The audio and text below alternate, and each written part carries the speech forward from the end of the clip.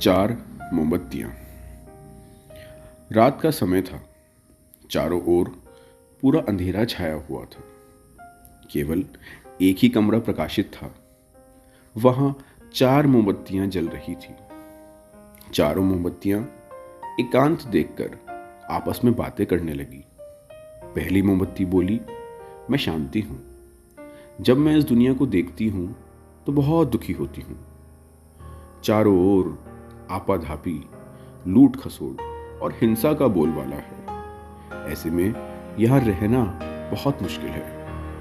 मैं अब यहां और नहीं रह सकती। इतना कहकर मोमबत्ती बुझ गई। दूसरी मोमबत्ती भी अपने मन की बात कहने लगी। मैं विश्वास हूं। मुझे लगता है कि झूठ, धोखा, फरेब, बेईमानी मेरा वजूद खत्म करते जा रहे हैं। यह जगह अब मेरे लायक नहीं रही। मैं भी जा रही हूं। इतना कहकर दूसरी मोमबत्ती भी बुझ गई। तीसरी मोमबत्ती भी दुखी थी। वह बोली, मैं प्रेम हूं। मैं हर किसी के लिए हर पल जल सकती हूं, लेकिन अब किसी के पास मेरे लिए वक्त नहीं बचा। स्वार्थ और नफरत का भाव मेरा स्थान लेता जा रहा है। लोगों के मन में अपनों के प्रति भी प्रेम भावना नहीं बची। अब यह सहना मेरे बस की बात नहीं। मेरे लिए जाना ही ठीक होगा, कहकर तीसरी मोमबत्ती भी बुझ गई। तीसरी बत्ती बुझी ही थी कि कमरे में एक बालक ने प्रवेश किया। मोमबत्तियों को बुझा हुआ देखकर उसे बहुत दुख हुआ। उसकी आंखों से आंसू बहने लगे। दुखी मन से वो बोला, इस तरह बीच में ही मेरे जीवन में अंधेरा कर कैसे जा सकती हो तुम? तुम्हें तो अंत तक पूरा जलना था, लेकिन तुमने मेरा साथ छोड़ दिया। अब मैं क्या करूंगा?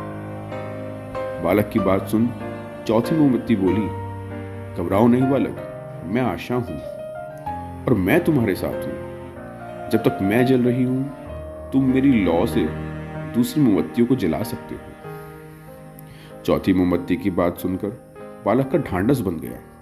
उसने आशा के साथ शांति, विश्वास और प्रेम को पुनः प्रकाशित कर लिया।